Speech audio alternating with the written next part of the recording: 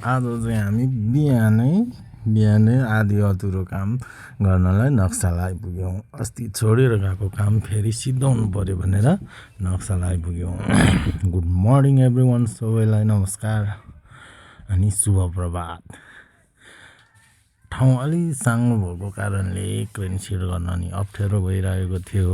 माल उठाउँदा नि दायाँ बायाँ चारैतिर छोइरहेको थियो। जसोतसो क्रेन सेट गरेर काम गर्न थाल्यौँ।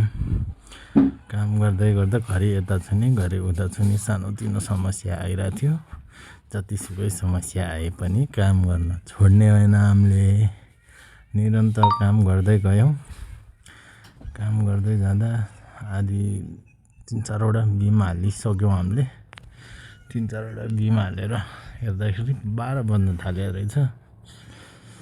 भाइले खाना ल्याइदिन्छु भन्थ्यो, ऊ चाहिँ खाना खान गयो। मलाई चाहिँ उसले प्याकिङ गरेर ल्याइदिन्छु, तपाईँ बस्नु सुत्नुहोस्, म ल्याइदिन्छु भन्थ्यो। केटो कता गएछ आउँदैन भनेर घडी हेर्छु, केटो त एकछिनपछि फोन गरौँ कि जस्तो लागेको थियो। यसो हेरेको लुकुर आइरहेको रहेछ। एकछिनपछि केटो त खाना ल्यायो। भोक लागिरहेको बेलामा झ्याम्का बजायौँ। केटा हो भात खायो। भात खाइसकेपछि एकछिन उत्तानो लाएर बस्यौँ। त्यसपछि हामी एकछिन मोबाइल चलायौँ। फेरि त्यसपछि काम सुरु भयो। काम गर्दै गर्दा फेरि पानी पर्यो। आज नि यो काम नसिद्धिने भयो। एकछिन कुर्यौँ, पानी रोक्यौँ।